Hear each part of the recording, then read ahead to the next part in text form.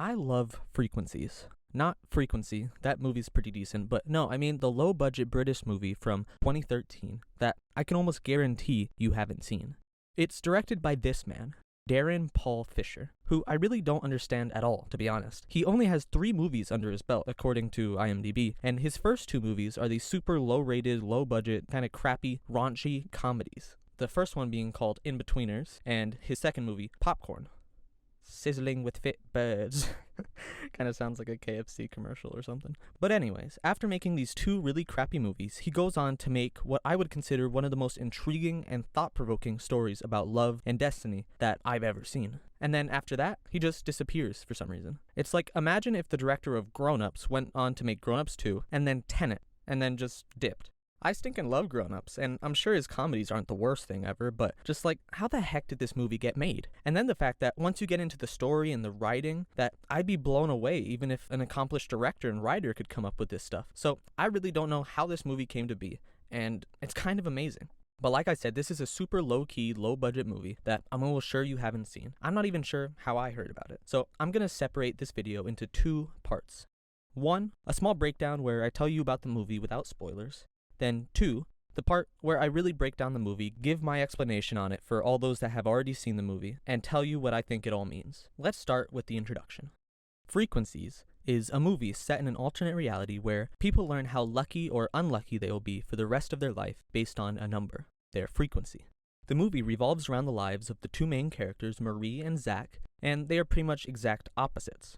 Marie's frequency is 127, which is incredibly high. She has everything given to her, she's never late, she never makes mistakes, she's completely in sync with the rest of the world, almost like it revolves around her. But unfortunately, she's also kind of like a robot or a machine, with next to no empathy or emotion or anything, because as they explain in one of my favorite lines of the movie, the luckier we are, the less we care about it. Kind of a fire line. The luckier we are, the less we care about it. Anyways, so Marie's frequency is 127, which is the exact opposite of our second character, Zach, whose frequency is incredibly low at -7. He has to work hard for everything, he's always late, always making mistakes, but his low frequency makes him a bit of a gushy romantic, and although they are literally polar opposites in their connection to the universe, they can't help but be drawn together, and in some respects fall in love despite their differences. This movie is their story. But this is no typical love story. Oh no. It dives into some pretty deep subjects and can definitely leave you confused if you don't pay attention to what's going on. But if you can see past the low budget filming and appreciate the geniusly crafted story, I can almost assure you that you'll get lost in one of the most interesting love stories I've ever seen. And even if you don't fall in love with it like I did, I think it'll certainly leave you with a ton to think about and argue with your friends about. And who doesn't love a good heated debate? If this sounds good and you want to watch it, you can find it on Amazon Prime, or there's a link in the description of the video where you can watch it for free, just with ads. Part 2. The part where I really get into the meat of the movie, the main course if you will. Definite spoilers ahead. My favorite thing about Frequencies can be summed up in one word: recontextualization. Are you guys super impressed by that word or what? Recontextualization. Wow, that's a dang good word. Anyways, this movie is really only made up of a handful of important scenes or places, and what it does great is changing what you think you know about their universe and the story every time. Similar to my favorite movie Arrival, where you think one thing is happening the first time you watch a scene, and then later they play it with a different context, and the meaning and understanding you get from that same scene is completely changed. To illustrate this, I'm going to use my favorite scene from the diner and break down the multiple different recontextualizations it makes to change the scene over and over. So to set it up, the movie starts out from Marie's point of view, and we follow her as we come to see that her and Zach are such polar opposites with their frequencies that the universe almost freaks out when they're together for more than a minute per year. Any more than a minute per year, something seems to snap in the universe and it pushes them apart. And we see them running their little experiments every year, savoring that 1 minute per year that they have to talk to each other. Anyways, years go by and they're adults now, and Zach finds Marie at a party and tells her that he figured out how to last longer than a minute. Oh, come on, not like that. Come on, be mature, be mature. Anyway, she's doubtful but agrees to meet with him in the diner to hear him out. Zach explains that throughout the years in his travels, he's learned how to change his frequency. But she still doesn't believe him because it's supposed to be impossible. And she says if anyone would have figured it out, it couldn't be a low frequency like Zach. Kinda rude. But Zach explains that through an exchange of energies, he can bring his frequency higher while bringing her frequency lower. balancing them out. He says that the way it has to work is through touching, physical touch, which they had never tried before. They reach for each other, and as they touch, the energy in the room seems to shift. The color of the movie warms, and you start to see how people in the universe start to treat her differently. The effect is immediate, and she's not quite sure if she likes it. Nature continues to slowly build to a freakout, just like it did in the old times. And Zach tells her that it'll eventually stabilize the longer they stay together, touching. As the room starts to shake, she tries to let go, but she says that it feels better when she's touching. She asks Zach why, and Zach drops an atomic bomb saying the reason it feels better is because she loves him. Maybe. As the room delves into chaos, she says that she knows what they should try. Kiss me, she says. He's like, what? He's shocked. And she says, come on, I'm used to getting what I want. He says, I'm not. And as they kiss, the scene cuts away. Now, the movie changes perspective, and we get to see that whole story and everything we've already seen again, but this time from Zach's point of view. We learn that Zach and his friend, remember his friend, he'll be very important later on, they were also running tests this whole time because Zach has fallen for this girl Marie, and he needs to find a way to extend their time together, more than just a minute a year. They try a ton of different super dangerous things, and eventually find out, pretty much by complete accident, that in this universe, there are special, unique words that, when said, can change someone's frequency for a moment, but only for a moment.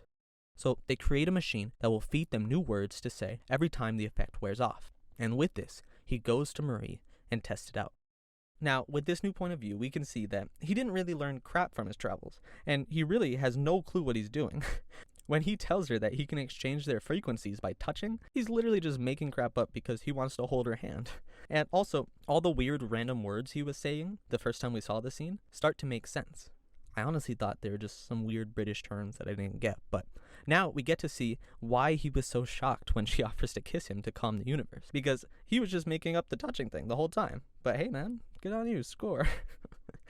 But even this perspective doesn't explain why the universe still freaked out, and why the words stopped working, and why when they kiss, it actually works. Because at this point, we thought that the words were the thing that was making it work. So why did the kiss affect anything at all?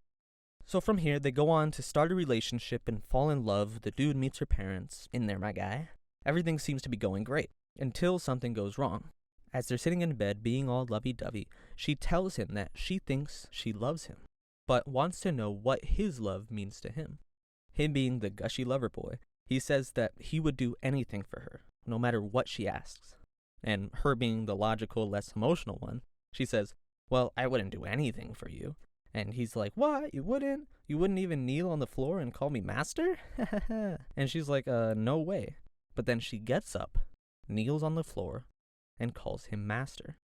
She's stunned because she says that she had to do that. She didn't have any choice. She's like, wait, hold up. What's something that you would never do? And he's like, I don't know. And she's like, come on, answer. And he's like, okay, fine, maybe violence. I would never do violence. She reads one of the words and then says, slap me hard across the face. And he's like, oh, I would never. Then boom, he slaps her. Shoot. So they figure out that what's really happening is when you say one of the words, whatever command you give after that, the person has to do. It literally overrides their brain and they're forced to do whatever you ask. Marie starts to freak out because the implications of this are horrifying. And as she's freaking out, we go back to the diner with her as she reconsiders everything she thinks she knows while we reconsider everything we think we know. This movie is freaking genius. She realizes at the same time that we do that the whole thing in the diner wasn't just them exchanging their frequency or falling in love. He straight up told her that she would have feelings and that she loved him. So, was it all fake? Does she actually love him? Or does she only have feelings and having to love him because he told her to? Oof. So now we're left to question whether Zach knew all this and manipulated her, or if he's just some genius that got super lucky. And I think because Zach is kind of the main character, we always assume that it was an accident. We're kind of on his side, but at the same time, this movie makes you question what you know so often that when I first watched it, I was kind of on Marie's side. I mean, I certainly hoped her love was natural, but I couldn't shake that possibility that the whole thing was being manipulated. So at this point, we've established two main characters and the two main forces that they both represent and embody and use to their advantage in the film. We have frequency, represented by Marie, someone with ridiculously high frequency that benefits from having it. Then we have the special words, represented by Zack. As he learns to use them to his advantage, his whole life begins to revolve around them. You could say that his identity is tied to the special words as much as Marie's identity is tied to the frequencies. But I'll tell you right now that basically everything in this movie has a meaning. If you look at the device they use to create the special words, you'll notice that there are 3 symbols on the back. And this isn't just good product design, but instead it stands for 3 main powers in the movie. We know 2 of them already, the first being frequencies, the second being the special words. But there's a 3rd symbol, a 3rd power. Music. Hidden in plain sight this whole movie, just like the character that embodies it.